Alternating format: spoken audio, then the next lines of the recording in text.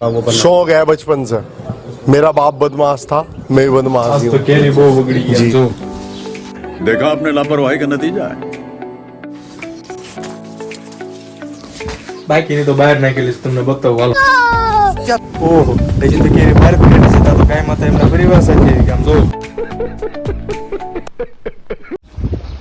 खराब हो जाएगा। मैं माँ अम्मा बहन पे आ जाऊंगा। मैं इनकी अम्मा बहन पे आ जाऊंगा। તો કેમ છો મિત્રો આઈ હોપ કે તમે બધા મજામાં જ હશો મને તમે નહીં ઓળખતા હોય એટલા માટે પહેલા તમને મારો પરિચય આપી દઉં चलिए शुरू करते हैं।